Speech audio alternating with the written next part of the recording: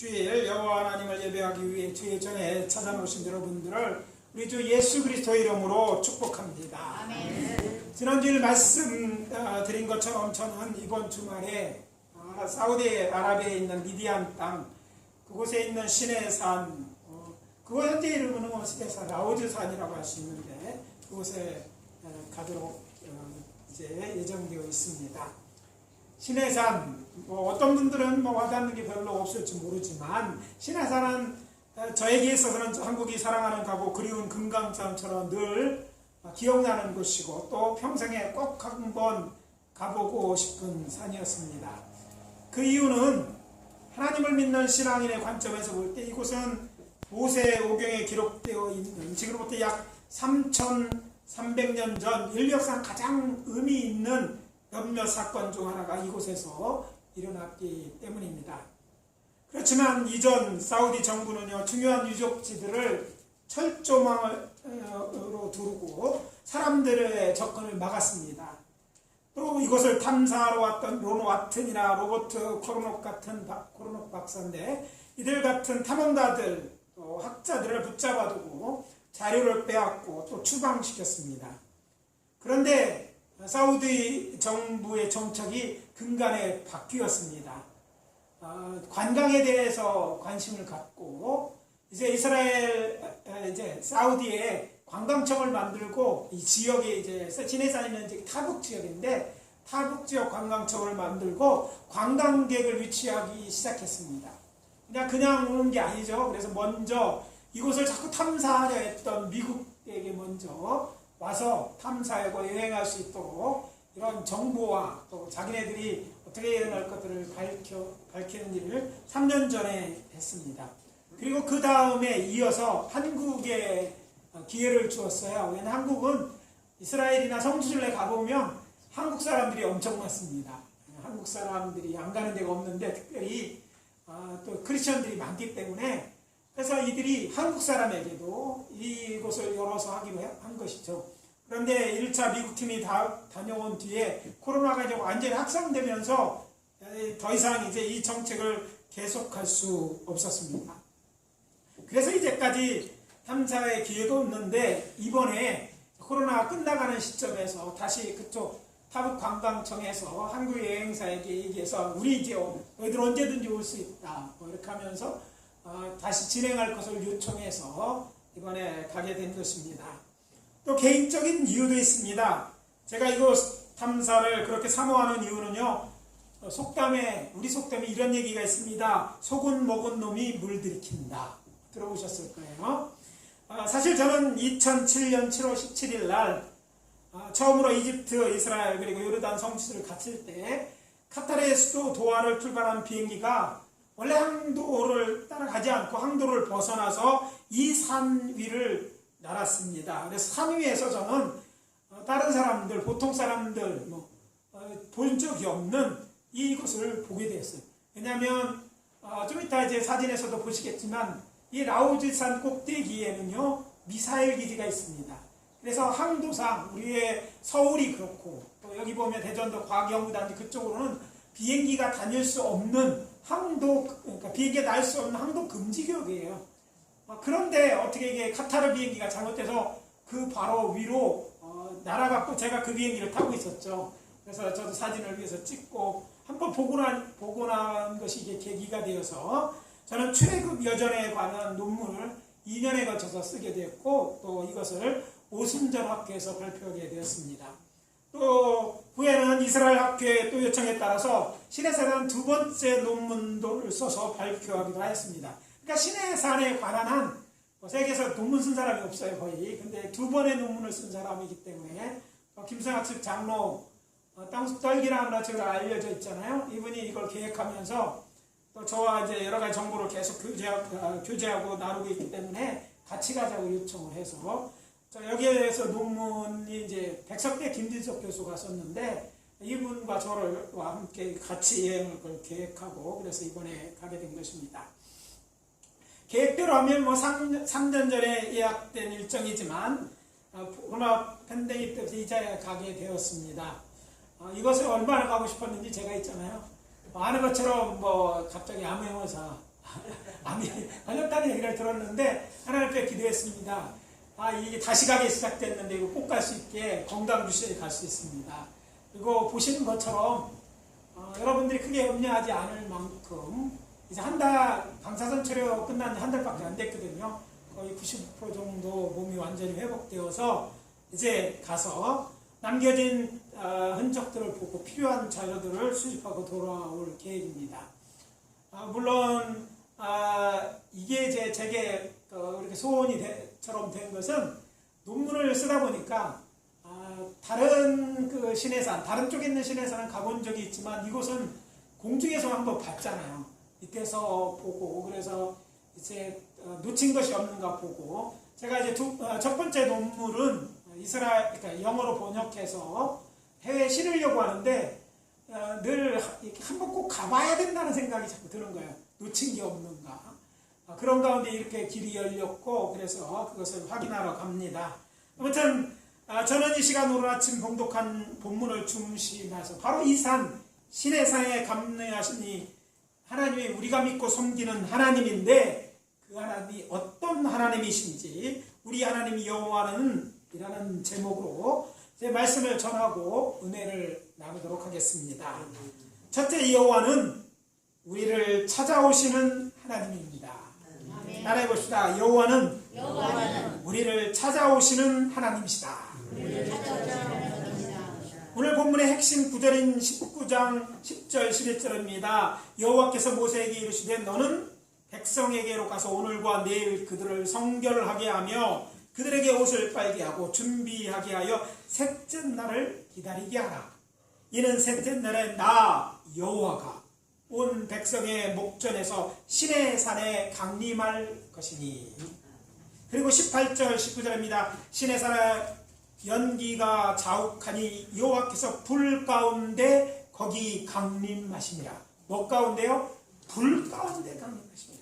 그 연기가 옹기가마 연기같이 떠오르고 온 산이 크게 진동하며 나팔 소리가 점점 커질 때에 모세에 말한즉 하나님이 음성으로 대답하시더라. 본문에 여호와 하나님께서 이스라엘 자손과 만나시려고 친히 시내산의 두 개의 산봉우리 중 서남쪽이죠. 봉우리인 해발 1890m 호렙산에 강림하시는 것입니다. 이보다 높은 봉우리는 아까 말씀드린 미사일들이 있는 기지가 있는 그 봉우리인데요. 해발 2400m의 라오즈산입니다. 참고로 말씀드립니다. 유목민들이 시내산을 자발이라는 산이라는 뜻인데 자발 신화라고 부르는 것은 산봉우리가 쌍봉나타의 등처럼 생겼기 때문입니다. 무슨 얘기입니까? 이 산은 두 개의 큰 봉우리가 있다 이 말이고 그 제일 큰 봉우리가 나우즈산이고 산 꼭대기 이름이 다른 두 번째 높은 산이 바로 호렙산이다. 다 불러서 호렙산이라고 시내산이라고 부르고 이 시내산은 호렙 산맥 가운데 있습니다. 이거 복잡한데 아무튼 시내산이라는 뜻은 봉우리인데 두 개의 봉우리가 있다는 거예요. 하나님이 친히 인간을 찾아오셨습니다. 이것은 사실 온 우주가 깜짝 놀랄 만한 대사건입니다. 하나님께서 말씀으로 6일 만에 천지를 창조하지 않으셨습니까? 그런데 그런 분이께서 수억 개의 우주 중에 그 중에 하나의 별, 지구, 그것도 그 안에 한 살에 그것도 자신이 창조하신 인간들을 만나러 친히 오셨기 때문입니다. 하나님이 친히 오셨어요. 홍독화 본문 18절은 이때 여호와 하나님께서 시내산 그것도 호렙산 산봉우리 꼭대기에 강림했을 때의 광경을 묘사한 것입니다. 연기가 자욱하니 여호와께서 뭐 가운데? 불 가운데 강림하시리라. 이렇게 말씀하셨는데 이것은 지금부터 약 3300년 전, 그러니까 아주 오래전에 일어난 일입니다. 그런데 여러분 아십니까? 놀라운 사실은 여호와 하나님께서 호렙산 산봉우리에 강림하신 증거가 지금도 거기 남아있다는 것입니다. PPT를 통해서 확인하게 되면 이 사진이 제 책에도 실렸는데요. 비행기는 잘 안 다니니까 전투기만 다니니까 이것은 찍은 것 사진이 없어요. 제 사진이 이제 책에도 표지에도 실렸는데 바로 공중에서 시내산을 날아갈 때 찍은 사진입니다. 제가 찍은 사진이에요. 오른쪽 앞에 있죠. 밑에 쪽에 있는 게 좀 높아 보이는데 이 산이 바로 라오즈산입니다. 그리고 여기 보면 길이 쭉 다 있죠. 그 길을 자세히 확대해 보면 여러 군데로 들려가는데 거기가 미사일이 있는 거예요. 그러니까 미사일이 있으니까 비행기가 아무나 지나가지도 못한 거예요.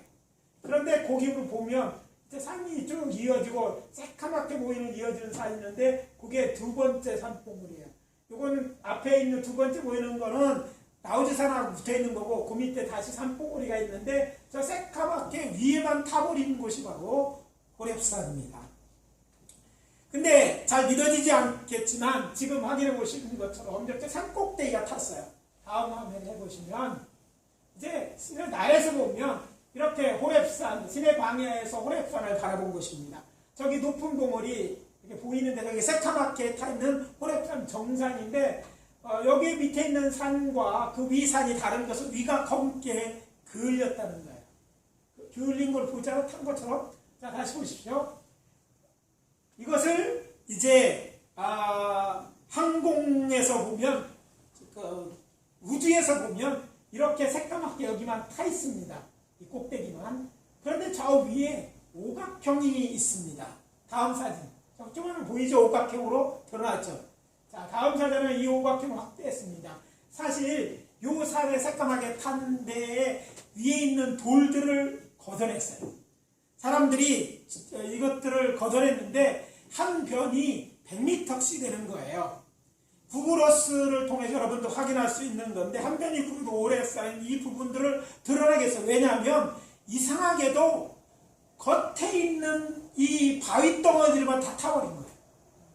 걷어내니까 원래 모습대로 그대로 있는 거예요. 그래서 의도적으로 한 변이 100m에 있는 오각형을 이렇게 드러내는 거예요. 무슨 얘기입니까? 산의 꼭대기에만 검게 다른 돌로 덮여 마치 석탄처럼 되어버렸다는 거예요. 그래서 론 와튼이라는 탐험가가 정상의 복들을 가져가 보니까 이것은 화산 폭발로 생긴 것이 아니었어요. 그런데 아주 강한 열이 사람을 할 수 없죠. 산꼭대기 이 전체를 새까맣게 바꿔요. 근데 이게 성경 말씀하고 일치되는 거예요. 성경 말씀에 이렇게 되어 있잖아요. 불 가운데 강림하셨다. 이렇게 여호와 하나님이 강림하실 때 여기 있는 사람들이 마치 화산에 용암에 전 것처럼 다 없어지는 것이죠. 연기는 사라지고 없습니다. 그러나 이 불에 걸린 돌들이 함성을 지르고 있다고 저는 생각합니다. 여호와 하나님이 이스라엘 자손과 그 택사하신 백성을 보려고 이 산꼭대기에 친히 강림하셨다. 이 사실을 증거해 준 거예요. 사실 제가 신의 산에 관심을 기울이는 건 말세에 특별히 포스트 모던 시대의 특징은요. 너도 맞고 나도 맞다는 거예요. 성경이 진리라고 말할 수 없어요. 그리고 특별히 성경을 의심하는 자들에게 야 증거가 뭐냐 이 얘기하는데 사실 홍해를 걸린 사람은 큰 사건이지만 다 합쳐지고 증거가 없어요. 어디를 건넜는지 누는적이 대상입니다. 그런데 그 역사적 큰 사건 중에 다음으로 큰 사건이 시내산에 일어났던 사건이고 그 시내산에는 아직도 그 증거들이 남아있고 그것이 앞으로 현대인들 특별히 젊은 세대에게 하나님의 말씀이 진리라는 것을 증거해주는 그런 좋은 자료가 될 것이고 또 이것을 하나님께서 마지막에 드러나셨다고 믿기 때문입니다. 여기서 우리가 믿고 섬기는 하나님에 대해 꼭 알아야 할 것이 있습니다. 우리 하나님 여호와는 사람을 찾아오시는 하나님이십니다. 하긴 들어갑니다. 천지 만물을 아름답게 창조하시고 그서에 하나님이 에덴 동산 즉 기쁨의 동산 낙원을 만드시고 그곳에 창조하신 마지막에 창조한 아담을 거기 두시지 않습니까? 그런데 그 아담을 하나님께서 만들고 창조하고 끝내는 것이 아니라 그를 찾아오십니다. 그래서 제일 처음 찾아오신 사건 창세기 2장 23절을 보면 오셔서 아담이 배필이 없이 혼자 있는 것을 어떻게 해요? 안타깝게 생겨 그를 깊이 잠들게 하신 다음에 여자 곧 하와를 만드시고 둘이 한 몸이 되게 했어요. 여러분 하나님이 찾아오시는데 하나님이 찾아오셔서 우리를 위하여 일하시는 거예요. 특별히 그 당시 창조한 아담 한 사람을 위해서 그의 돕는 베풀인 그리고 그런 능력 있는 하와를 찾아 가정을 이루어서 행복하게 하신 거예요.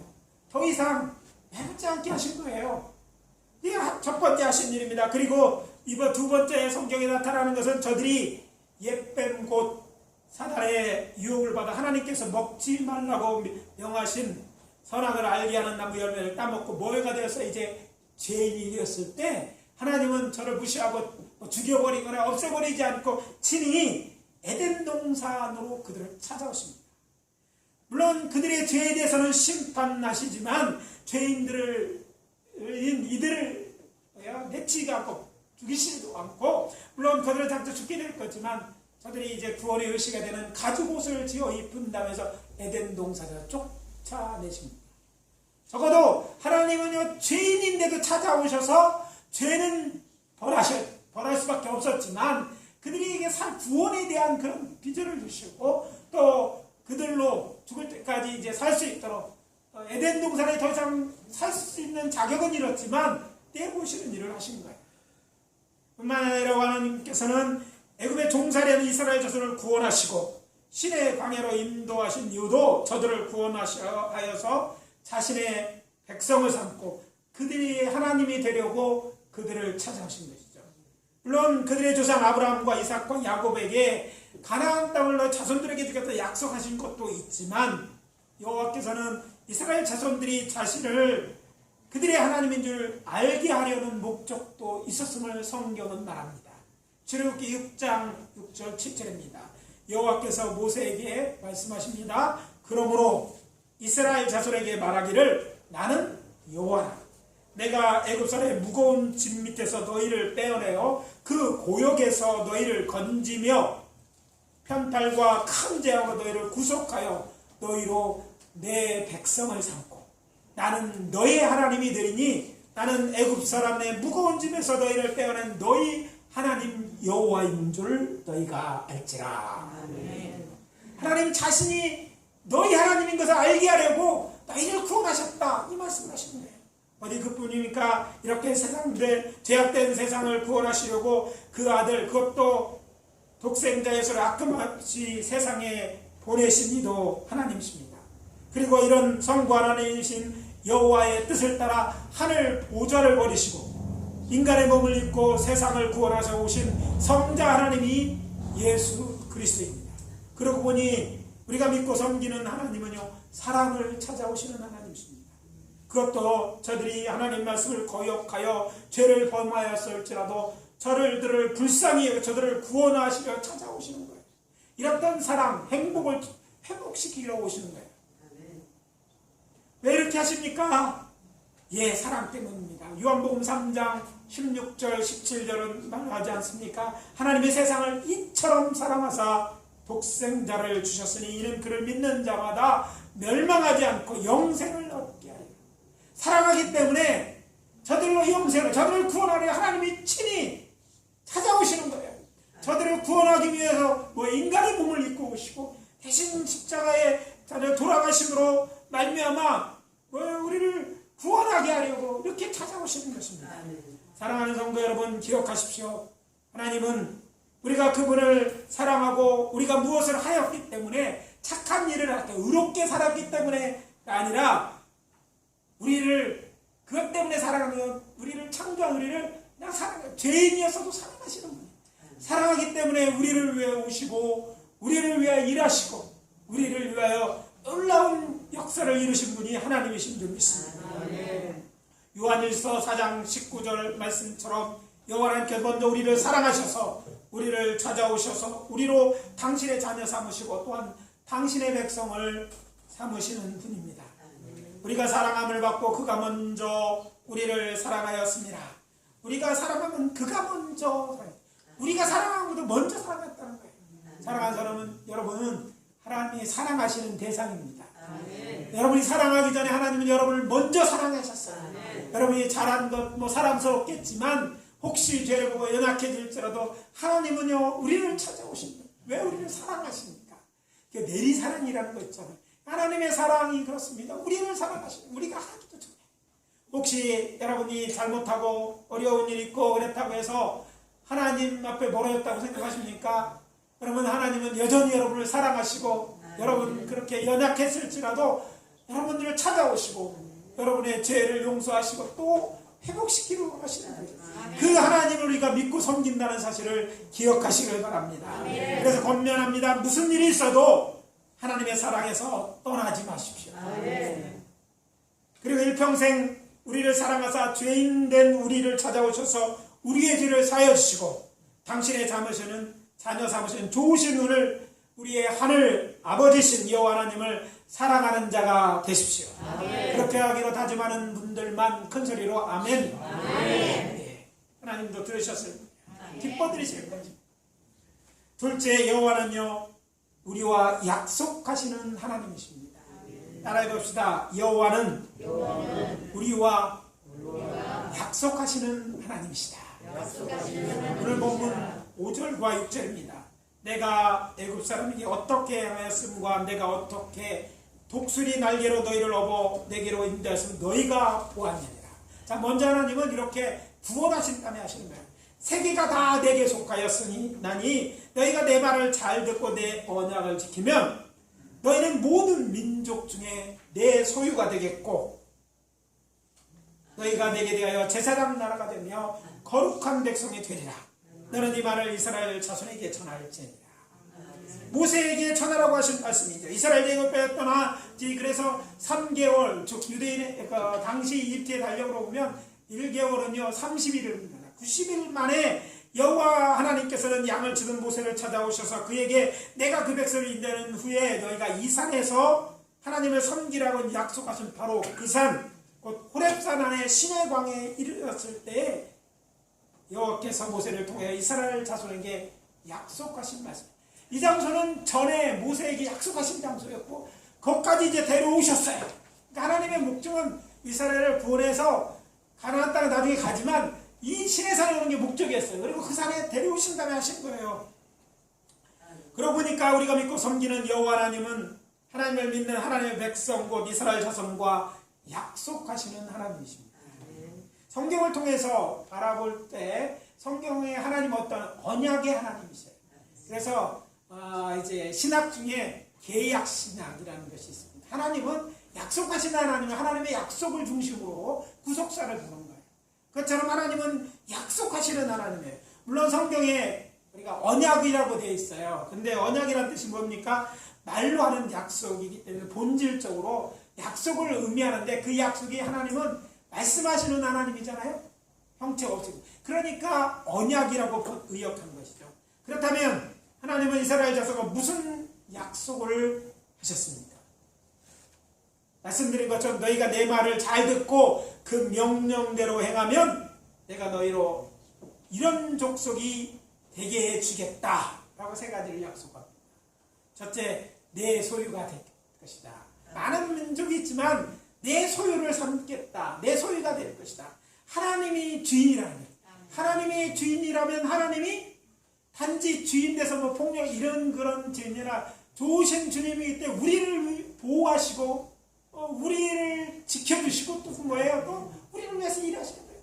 모든 것 하나님의 처음 하신 일이 낙원을 만들고 행복하게 이렇게 내 거로 만들어서 내가 너 것들을 이렇게 보호하시 이뤄주겠다 이런 거예요. 또 뭐라고 합니까? 내게 대하여 제사장 나라가 될 것이다. 많은 나라가 있는데 그들을 대신해서 또는 섬기는 제사장 나라로 삼겠다는 거예요. 그리고 너희들을 거룩한 백성이 되게 하겠다. 거룩한 백성. 이 약속들은 하나님의 백성으로서의 정체성을 나타내는 것입니다.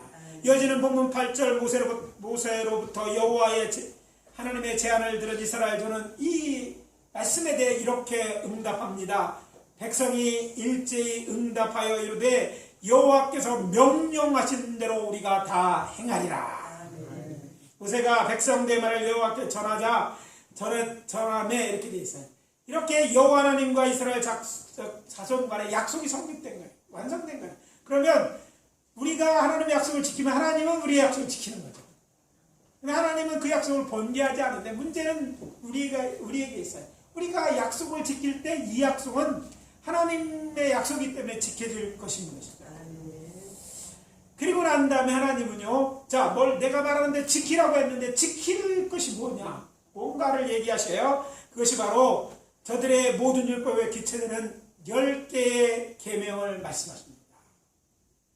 이것은 10개, 10계명으로 알려졌죠. 10계명은 하나님의 거룩한 친백성, 곧 자기 백성들이 어떻게 살아가야 하는 그 기준이에요. 하나님은 그렇지, 그들을 백성 삼고 이렇게 살아라, 이렇게 내 말대로 살아라고 얘기하시는 거라는 것이죠. 그리고 하나님은 이것을 어떻게 하셨습니까? 친히 돌판에 새겨주십니다. 하나님이 직접 새겨준 거예요. 이게 뭐냐면 돌에 새겼다는 것은 변하지 않는다는 걸 누구도 바꿀 수 없는 거예요. 그러니까 이 변함없는 이 말씀을 하나님이 주셨다. 오늘날 신학 중에 율법과 복음을 대조하는 신학이 있습니다. 근데 그 신학의 허점이 뭐냐면 율법을 주신 이가 선하고 그분도 하나님이시라는 거예요. 결코 성경은 율법과 우리의 복음이 대조됐다고 얘기하잖아요. 비교해서 설명을 하지만 이것이 없어지고 이제 복음이 되셨다니까 율법을 완성하신 게 복음이에요. 이 말씀을 계속 놓치면서 하나님의 이 율법을 무시하는 사람, 내 마음대로 살고 용서받는, 이건 하나님이 원하는 게 아니라 너희들은 내 같은 내 백성이니까 거룩하게 살아라. 그 거룩하게 사는 것, 내 말대로 사는 것인데 내 뜻은 이것이다라고 친히 말씀하셨고 변하지 않는 뜻임을 돌판에 새겨주심으로 이야기하신 거예요. 그리고 이어서 모세를 통해 저들이 가나안 땅에 살 때 필요한 여러 가지 규범도 다 말씀해 주셨는데 이것이 전체를 합쳐서 율법이라고 이야기하는 것입니다. 그래서 율법은 하나님이 주신 것이고 우리를 위해 선한 것이에요.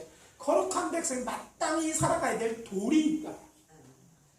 여호와 하나님께서 이스라엘과 이제 약속하신 이 시내산의 언약, 예수를 통해서 이것은 세상을 구원하시는 하나님의 청사진입니다. 한마디로 장차 하나님이 행하실 예표적 사건으로 이것을 기록하셨다는 것을 알 필요가 있습니다. 즉 장차 일어나게 될 인류를 구원하기 위한 사건에 대한 그림자와 같은 사건이라는 거예요. 예수 그리스도께서 세상에 오심, 그리고 하나님의 나라가 가까웠다고 선포하심으로 시작된 예수님의 공생애와 십자가의 죽음과 부활, 그리고 승천, 또 오순절 성령과 더해지는 모든 사건의 실마리가 되는 사건이 바로 이 사건인 것이죠. 따라서 중요합니다. 그렇지만 이 모든 것을 오늘 한 번의 설교를 다 얘기하시고 성경의 거의 핵심을 다 얘기하는 거라 뭐 꼭 들어야 될 것만 하더라도 여러 시간 여러 번에 기어쳐서 할 필요가 있기 때문에 나중에 이제 계속해서 기회되는 대로 말씀을 드릴 것입니다. 근데 오늘은 요점만 말씀을 드리겠습니다. 여러분이 이제 이 약속을 하신다면 이 예표적인 그림자 사건인가 알 수 있는 것은 바로 시내 광야였던 이스라엘 자손이요. 약속한 땅 가나안 땅으로 가정해서 어떻게 합니까? 하나님과의 약속을 어깁니다. 그들과 약속하셨어. 그들은요, 홍해 바다를 육지처럼 건넌 사람이에요. 시내산의 여호와의 강림한 것을 직접 보고 모세가 얘기하는 걸 들었어요. 이거보다 더 큰 하나님에 대한 확신을 갖는 것이 없었죠. 그럼에도 불구하고 그들은요, 그 하나님을 신뢰하지 않았어요. 그래서 무슨 일이 일어납니까? 무슨 일이 생기면 모세와 하나님을 불평하고 원망하는 죄를 지음으로 말미암아 결국 결론이 뭡니까? 여호수아와 갈렙, 확실히 믿은 이 두 사람을 제외하고 저들은 가나안 땅에 들어가지 못했어요. 약속은 받았지만 들어가지 못했어요. 이들이 그러니까 전부가 아니에요. 그래서 계속 하시는 이 말씀 나중에 예표적인, 우리 중에도요, 예수에 대해서 복음을 듣고 하나님을 믿기로 한 사람이 있지만 천국에 이를 사람들은 다 이르는 것이 아니에요. 끝까지 믿음을 지키는 사람들. 그래서 우리가 정신을 차려야, 구원 여러분이 공로된 것이 아니에요. 오직 믿음으로 된 건데 중요한 건 그 믿음이 잃어버리면 다 잃어버리는 거예요. 우리가 구원받은 건 이 믿음에 대한 의 때문이에요. 여러분이 교회에서 몇 일 선신하고 뭐한 걸 잘못됐다는 게 아니라 그것으로 구원받았다는 게 아니라 구원받은 자로 마땅한 삶의 모습일 뿐이에요. 그래서 이 믿음을 잃어버리지 말아야 되는데 이스라엘 자손들을 유아들 빼놓고 두 사람 빼놓고 다 광야에서 죽잖아요. 광야에서 죽은 거예요. 더욱 놀라운 거는요, 이 첫 번째 참여했던 사람들 말고 이제 그 후손들, 유아들 사로잡히게 이 아들이 이제 여호수아 갈렙을 따라 가나안 땅에 살잖아요. 근데 가나안 땅에 저들이 살게 되었지만 어떻게 됩니까? 살게 된 저들도 광야에서 죽은 저들의 조상들처럼 하나님과의 언약을 깨팀으로 저주를 받아서 서서히 이제 이스라엘 자손 사람들이 멸망했다는 거죠. 먼저 BC 722년 북왕국 이스라엘은요, 곧 이스라엘 10지파가 되는데 아수르족에게 멸망돼서 역사에서 사라집니다. 12지파 중에 10지파가 사라진 거예요. 하나님을 떠난 결과였던 거예요. 하나님을 믿지 않고 약속을 지키는 결과였어요. 바로 그쯤에 여호와께서는 당신의 사자를 보내 장차 저들에게 구원자를 보내 시내산 언약을 갱신하실 것을 말씀하셨습니다. 이사야 32장 1절입니다. 보라, 장차 한 왕이 의로 통치할 것이요 백성들이 공평으로 정사할 것이다. 이렇게 말해요. 장차 세상을 통치할 메시아를 보낼 것이라고 약속하신 거예요. 이제 메시아를 통해서 하나님의 이 예표적상이 참 모든 사람을 구원하는 그런 놀라운 새로운 왕국, 하나님의 나라를 이룰 것을 미리 말씀하신 거예요. 그리고 북왕국에 이어 남왕국, 이제 12 중에 10지파가 없어졌잖아요. 남은 베냐민과 유다 지파로는 이 남왕국 유다마저도 BC 586년 이제 바벨론 제국에 망하게 되고 살아남은 일부만 포로로 잡혀가지 않아요. 그렇지만 바벨론을 멸망시키는 바사왕 고렉스를 세워 남겨진 이스라엘 전을 고향에 돌아오게 하신 이가 여호와 하나님이십니다. 그리고 예루살렘 성을 재건하게 하셔서 다시 저들로 번성하게 하십니다. 이후 약속의 땅 가나안은요, 헬라 제국의 지배를 받고, 그리고 잠시 후에는 그 후에 잠시 유다 사람들에 의한 하시몬 왕조가 이 땅을 통치하지만 얼마 되지 않아서 이제는 당시 신흥 왕국이었던 헬라 제국을 무너뜨린 로마 제국에 병합되었고, 드디어 이제 예수님 올 때쯤 되니까 이두메 사람 헤롯 대왕이 유대 땅을 다스릴 때 여호와 하나님께서 저들의 조상에게 약속하신 메시아이신 예수님을 이 땅에 보내신 것입니다. 그리고 예수 그리스도를 통해 다시 하나님의 나라를 선포하십니다. 요한이 잡힌 후 예수께서 갈릴리에 오셔서 하나님의 복음을 전파하여 이르시되 때가 찼고 하나님의 나라가 가까이 왔으니 회개하고 복음을 믿으라 하시더라. 마가복음 1장 4절 5절 44절 15절입니다. 이래서 이스라엘 자손들만 아니라 세상 모든 사람을 이제 예수 그리스도를 믿음으로 갈 수 있는 영원한 하나님의 나라로 초청하십니다. 예언된 메시아로 영원한 하나님의 나라 왕이신 예수님께서 자신을 따르는 사람들에게 이제 갈릴리 호숫가에 있는 산이죠. 그곳에서 산상수훈을 통해서 하나님의 거룩한 백 살아갈 도에 대해서 가르치십니다. 그리고 저들을 제자 삼고 당신이 온전케 한 율법을 가르쳐 지키는 거예요. 그러니까 갑자기 예수님의 사건이 생긴 거 아니라 구약 사건과 똑같은 패턴으로 이어지고 있고, 거기 속에서 이제 예언된 완성된 율법으로서의 하나님의 계획이 본 계획은 이것이었음을 알게 하는 거예요. 그래서 시내산의 언약 속에서 우리는요, 예수님이 이 땅에 오시고 그를 통해 하나님의 나라를 선포하시고 왜 이렇게 말씀을 가르치고 이렇게 하신 이유를 보게 되는 거예요. 그걸 통해서 이제 하나님의 믿음의 후손이었는데 그렇게 하나님 떠난 저들이 아니라, 뭐 그들을 포함하고 있지만 그들 자손이지만 세상 중에 정말 예수를 믿고 따를 자들에게, 저들에게 하나님의 나라를 약속하시고 친히 예수님이 저들을 구원하시고 그 나라로 인도해 가실 것을 보여주시는 것입니다. 그래서 예수님은 결국 이제 구원을 통해서 이 역사를 이루셨던 것처럼, 애굽에 있는 자를 이루신 여호와 하나님께 하신 것처럼 저들의, 세상 사람들의 죄를 지시고 십자가에 달려 돌아가십니다. 그래서 어떻게 돌아가시고 끝나는 것이 아니라 무덤을 깨뜨리고 부활하심으로 이제 모든 사람들이 믿음으로 얻는 구원의 길, 영생의 길을 활짝 여신 것입니다. 이거 이후에 예수의 제자들은 예수님의 당번 말씀을 따라 복음을 들고 나가 세상에 이 복음, 예수를 믿음으로 하나님의 백성이 되고 영생에 이르게 되는 이 복음을 전하게 됩니다. 그리고 믿는 자들 제자로 삼아 하나님의 말씀을 가르쳐 지키게 할 뿐 아니라 이제 예루살렘이 무너진 후에는 영적 이제 제사장들이어서 하나님을 예배하게 된 것입니다. 오늘 우리가 혈통적으로 제사장이 아니지만 제사장처럼 예배를 인도하거나 찬양, 이 예배를 드릴 수 있는 것은 우리가 영적 제사장이 되었기 때문이죠. 앞에 제사장 나라로 산 것처럼 우리가 제사장 나라가 됩니다. 물론 우리 공적인 예배에서 목사로 훈련받은 전문가들, 제사장 같은 애들이 목회자들이 나누지만 각자가 예배 드릴 수 있죠. 그러니까 모두 다 만민 제사장설이라고 얘기하죠. 다 제사장을 하기, 이게 하나님의 뜻에 포함되어 있고 이 모든 것이 원형이 신해산 언약에 포함되어 있다는 거예요.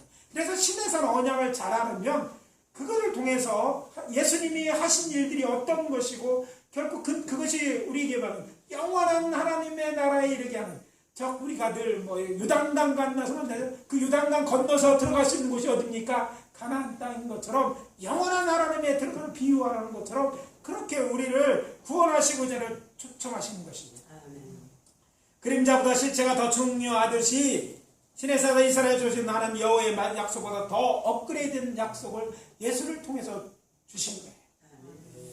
저들은 가나안 땅 약속은 받았지만 우리처럼 저들은 결국 들어가지 못했어요. 그러나 우리 그리스도인들 약속을 받았을 뿐 아니라 우리도 다 들어가야 될 줄 믿습니다. 우리에게 경고하는 거예요. 우리도 그 믿음을 잃어보면 들어갈 수 없다. 그래서 믿음은 늘 현재입니다. 과거에 어떤 것으로 들어가는 게 아니에요. 과거에 죄를 지었을지라도 예수를 믿고 우리의 죄 용서함 받고 하나님의 백성처럼 살으면 우리는 구원을 얻고 영생에 들어가게 될 것입니다. 더 다른 무엇이 필요한 것이 아닙니다. 그래서 우리 그리스도인들은요, 정 믿음의 결국인 영원한 하나님의 나라에 다 들어가야 될 줄 믿습니다. 우리가 예수 믿는 것이 힘들고 어려워도 하나님 말씀대로 살아야 될 이유가 여기에 있는 거예요. 우리의 믿음이 중요하고 이 믿음을 지키지 못하면, 이 명령을 따라 살지 못하면, 거룩한 백성들로부터 살지 못하면 결국 우리도 잃어버릴 수 있는 것이기 때문에 이것이 교훈이 되고 신해산의 언약에서 이어진 확실한 언약의 말씀을 따라 구원을 얻는 자들이 대위에 힘써야 됨을 보여주는 것입니다. 부활하신 예수님은요, 성령을 이제 우리에게 보내주심으로 우리의 영혼을 살리시고 또 영을 살리시고 영생을 얻게 하셨습니다. 또 우리를 보호하시고 우리가 거룩한 삶을 살 수 있도록 돕도록 하셨어요. 그래서 우리가 당신의 소유된 백성인 것을 분명히 하셨습니다. 아울러 성령으로 충만하게 하심으로 성령의 능력으로 제사장처럼 하나님의 나라를 위해 일하게 하셨어요. 이 사실을 믿어줍니까? 그렇다면 구원받은 자답게 영생을 약속한 자답게 하나님의 소유된 백성답게 여러분 사셔야 돼요. 오늘 안타까운 여러분 교인들은요, 자꾸 세상 얘기합니다. 세상 사람들은 왜 교회는 이렇게 하냐? 교회니까 다른 거예요. 우리는 속해 있는 곳이 달라요. 우리는 세상에 속하지 않고 하나님께 속한 백성인 줄 믿습니다. 여러분이 여러분 것이 아니라 하나님에서요. 예수님을 나의 주 나의 하나님으로 영접했다고 고백하잖아요. 예수님이 주인인가? 여러분이 주인이 아니에요. 여러분을 위해 예배가 있는 것이 아니에요. 여러분은 하나님, 우리 주인은 하나님을 예배하는 거예요. 이걸 놓치지 말아요. 세상은 다른 얘기를 하는데 그것은 거짓 복음이에요. 우리는 참 믿음을 갖고 이 믿음을 지켜야 되는 거예요. 아니, 주일은 내 마음대로 내 쓰는 게 하고 교회에 한번 나와주는 게 아니라 주일의 날이에요. 그래서 거룩한 일을 하는 날로 정했으니까 그걸 왜 지켜야 돼요? 하나님의 백성으로서 이것을 잊어버리고 내 마음대로 살면 내가 주인이라면 결코 우리들은 약속받았지만 들어가지 못한 저 이스라엘의 조상들처럼 밖에 될 수 없어요. 따라서 이 말씀을 교훈으로 받으시기 바랍니다. 그리고 오늘 말씀 마무리합니다. 우리가 믿고 섬기는 하나님, 우리를 사랑하사 우리를 찾아오시는 하나님이십니다.